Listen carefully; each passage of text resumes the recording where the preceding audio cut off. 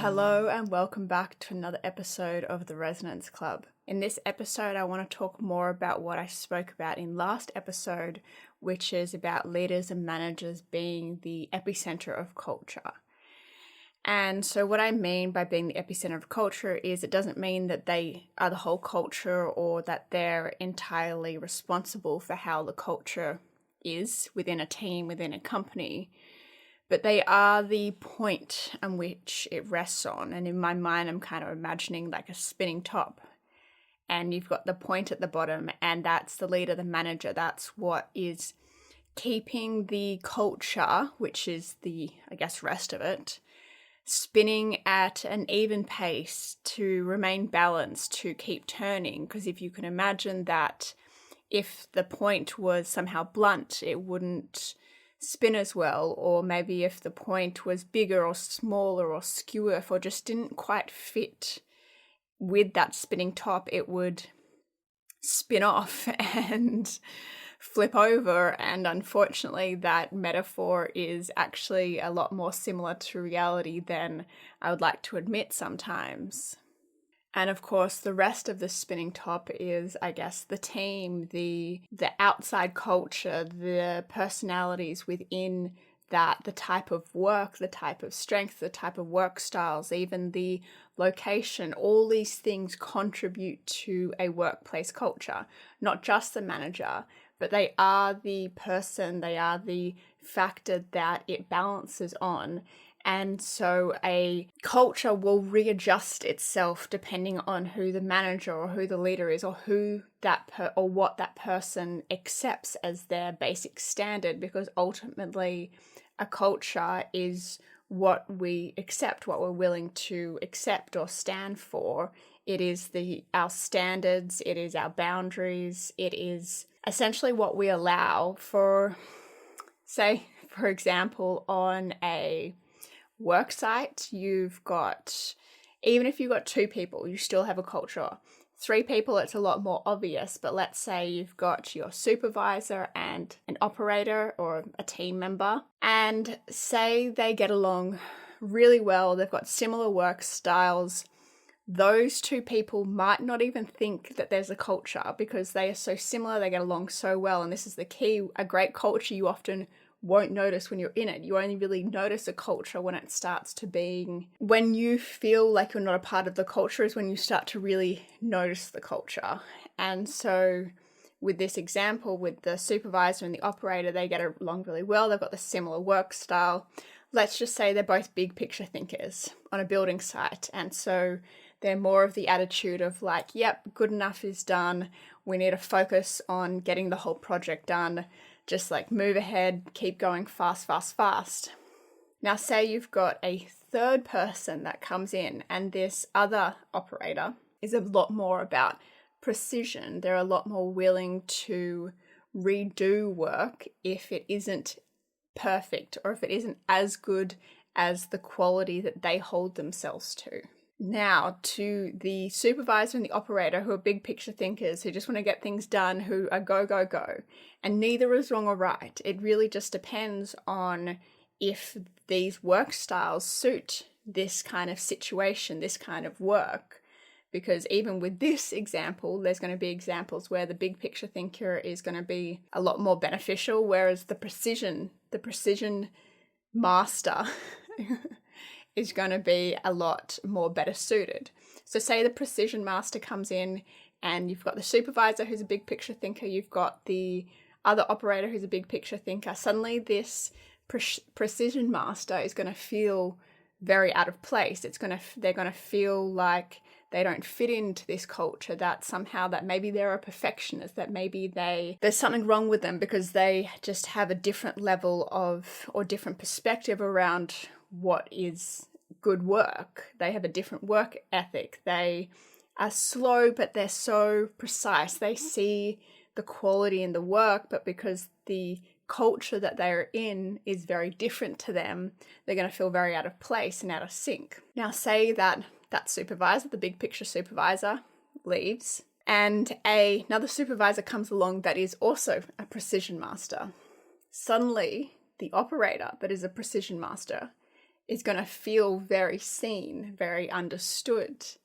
And that other operator, the big picture thinker, who felt like they were a part of the culture and it was just the best job and they felt understood and everything was working how they wanted it to work, suddenly they're going to feel like they don't fit into the culture that has been tipped into the, I guess, prioritizing of the precision, of the high quality, of go slow, make it better, as opposed to just get the job done, we've got to finish the whole project kind of mentality. And so what's really happened here, and that's only a small team, but what's happened here, right, is, and you may say, okay, well, of course, because you got 2 out of 3, but say you have a third operator. So you got 2 big picture operators, you got 1 precision master operator, and then you've got a supervisor, that's the precision master. It's still going to tip in the direction of precision, high quality, because when the big picture thinkers are done is good enough, keep moving, keep going, even if it's not perfect, it's fine. You're going to have the supervisor, they're not going to allow that. They're not going to accept that done is good enough. They're going to want it of that higher quality. And so this is what they're allowing. They've unintentionally shifted the culture towards this high quality mastery as opposed to this fast, get it done, good enough kind of attitude. And like I said, neither is better. So, if you find yourself in either one of those buckets, it's not about better or worse, it's about what's suited. And why this is so important around, particularly if you are a manager or in leadership or a business owner, is to notice what kind of culture you're creating around you, what kind of culture you're allowing, because you can actually shift this. And I know it may seem like just another responsibility. You're probably already so busy. There's already so much going on, particularly if you're in middle management, right? You're constantly getting squished between the culture that you're personally in with your team, with your manager, while also creating a culture with the team that you manage, which can be such a tricky and nuanced situation to be a part of. Because of course, the culture that you're in as a manager is going to start to influence the culture that you allow with your team.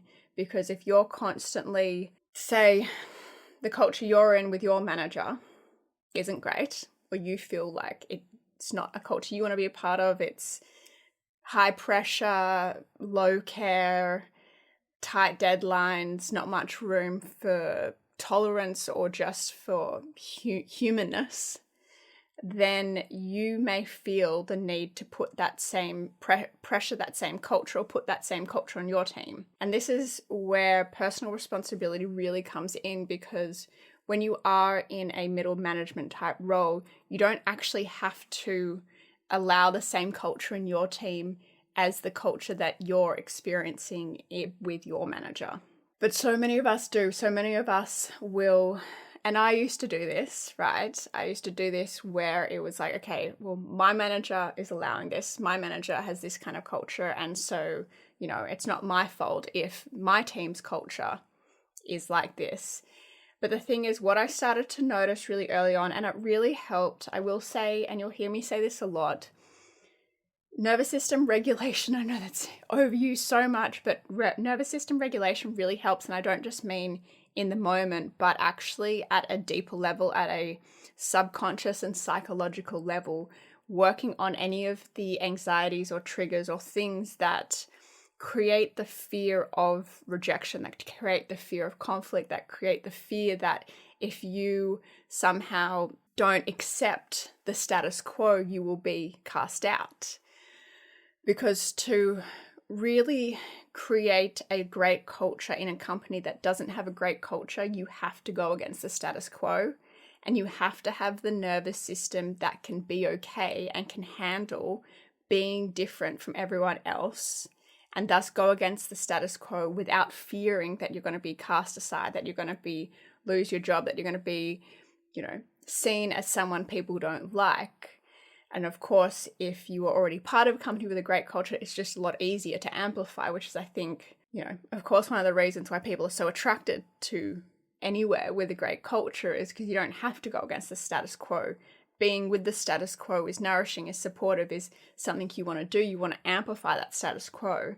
Unfortunately, though, there are a lot of companies that, even if they say they want a great culture, there's so many layers of management that sometimes there's just like pockets of good culture throughout the business and pockets of not so great. And it often changes because management's always changing. And so you never really know what you're going to get.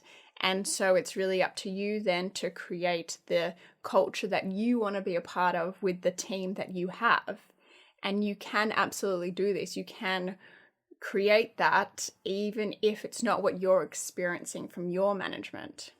But it does, of course, start with the self-responsibility piece, with noticing what you are already allowing, noticing where the standards versus boundaries are, right? Because really all a boundary is standing up for a standard. A boundary is standing up for an existing standard. This is where boundaries often flop, is you don't have a personal standard. And you're trying to set a boundary even though there's no standard, and so there's nothing for it to balance on. For example, a standard might be, okay, this is so simple, but it is a standard. A standard might be how you communicate to your clients or your customers, and there might be a certain format or quality of the email that you really value. And if that's your standard and you do your standard, so you uphold your own standard and all your emails are like that, then it's going to be a lot easier for you to set the boundary of like, okay, hey team, this is how it needs to be done. We do this all the time when we actually uphold a certain standard. We're constantly actually already setting boundaries for those standards. It just becomes so naturally that we don't have to think about, okay, now I need to set more boundaries. For example, a standard might be that you always finish work on time because you don't want it taking over your personal life. That could be a personal standard that you really value really strongly about, and you know that it is a standard, not just an aspiration.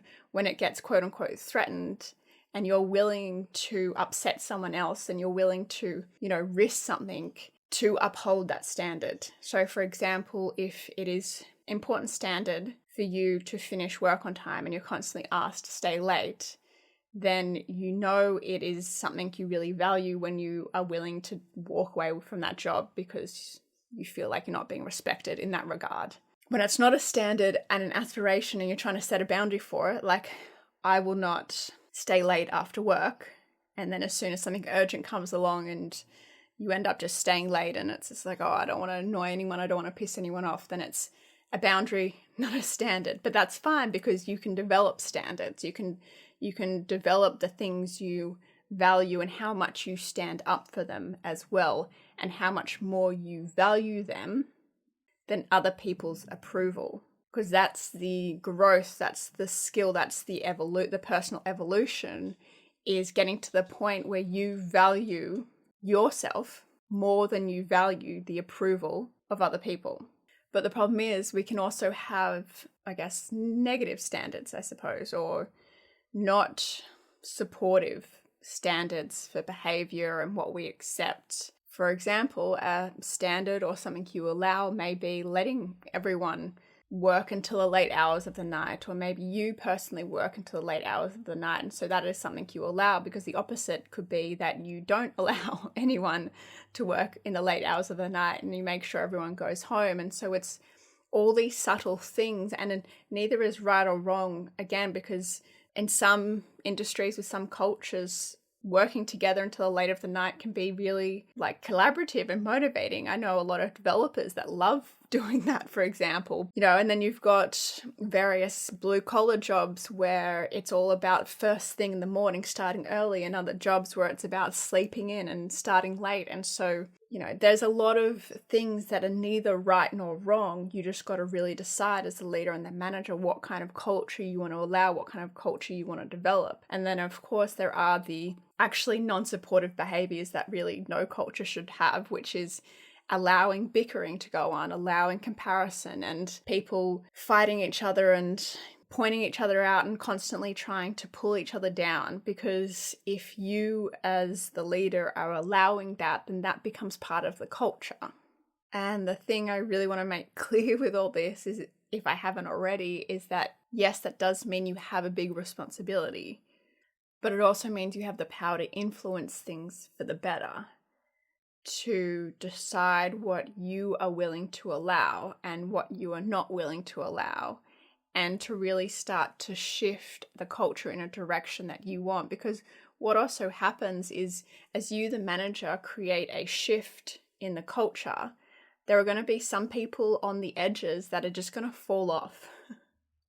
Like, honestly, when you shift the culture of anything, the wrong people just start leaving and the right people start coming in. And so you don't need to decide on a culture that already exists. Like, for example, it can be quite easy to go into a team, start in a team. For example, if you're promoted, maybe you're already in that team and you're promoted to the lead, or you've just moved across to another team, there's going to be a culture that already exists within that team, and you are most likely going to disrupt it, even whether it's a little bit or a lot.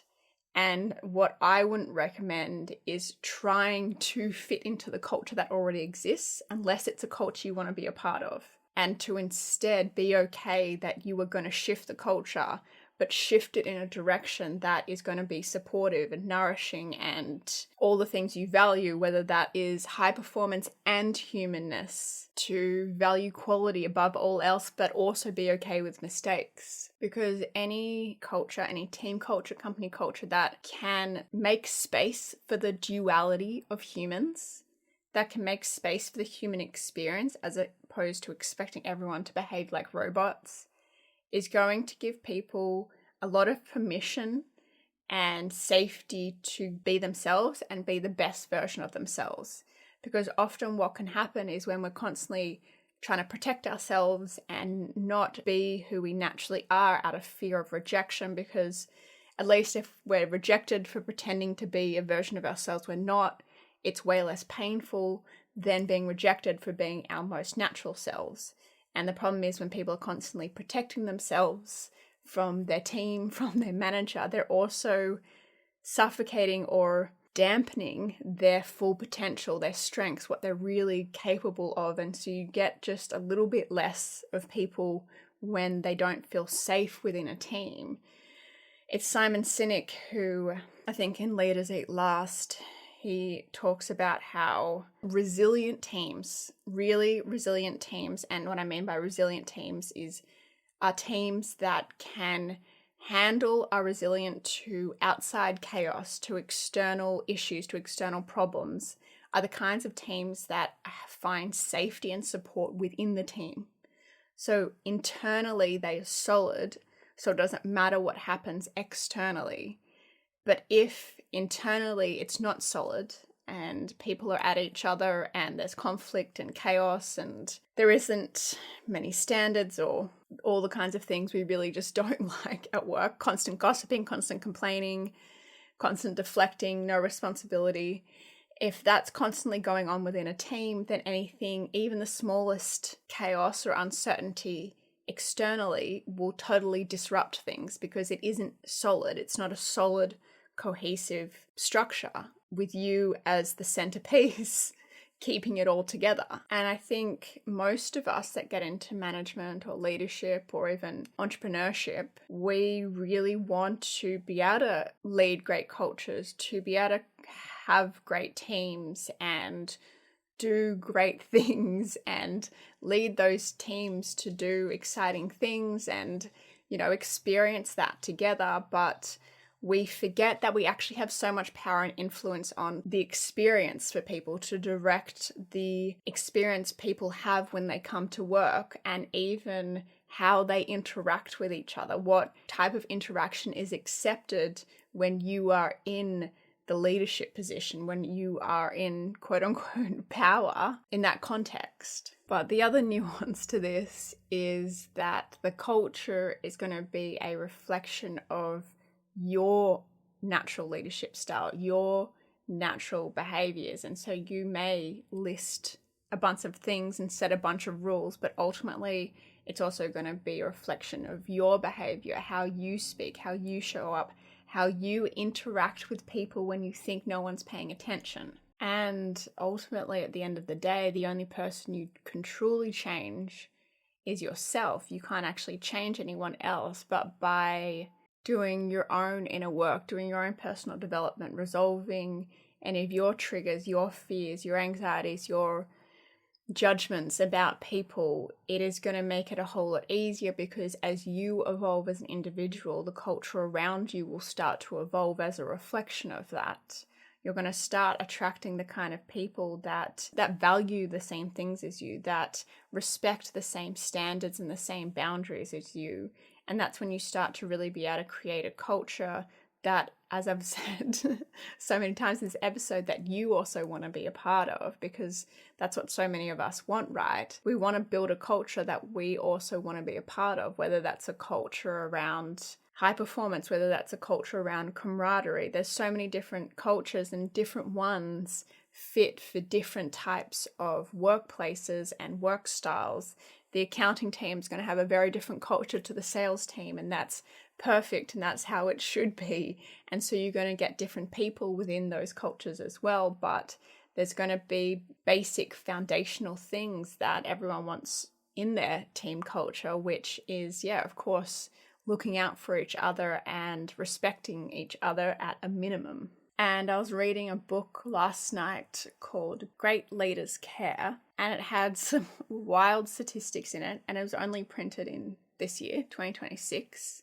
First, that 80% of employees are affected by their manager's attitude, emotions, that leaders also have the ability to regulate people around them. So the more regulated a leader, the more safe and regulated the people are around them, which I actually don't think just relates to leaders. I think that relates to anyone. If you're a regulated person, you naturally start to regulate the people around you because they feel really safe and relaxed in your presence.